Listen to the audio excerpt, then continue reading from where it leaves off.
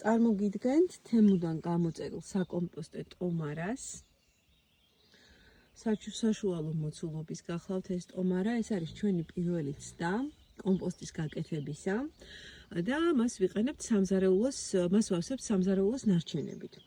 ეხლა რა შეიძლება ზოგადად მოხდეს კომპოსტში?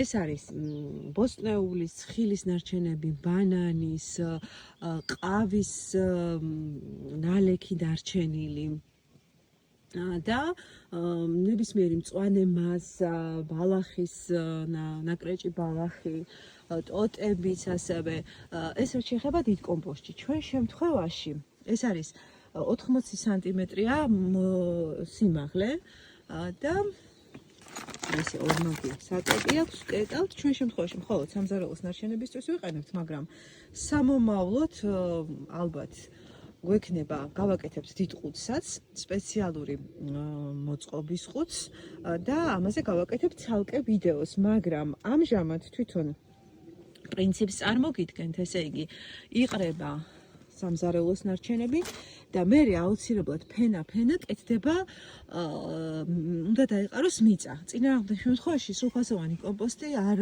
გამოვა.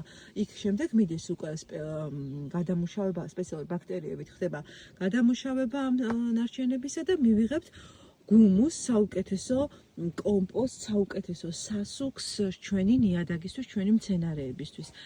მხოლოდ რაც შეეხება ამ ტომარას, მხოლოდ ერთი დანამატი. ეს ტომრები მოვიდა ქვემოთ მთლიანი ძირით. რაც რა თქმა უნდა არ არის სწორი, მართებული. აუცილებელია რომ კომპოსტს ჰქონდეს შეხება მიწასთან. ამიტომ მე გამოვჭერი, სრულად არ გამოვჭერი საკმაოდ დიდი მრგვალად გამოვაჭერი ამას და შიგნითაც ვაყრე მიწას. აერაცია, ეს როგორც ვიცი, ჰაერგამტარია, მაგრამ პატარა აერაციას მაინც ვუკეთებთ. ნესტ წყალით შედის ამ მასალაში ზომიერად და შესაბამისად წესით და რიგით კარგად უნდა წავიდეს კომპოსტირების პროცესი.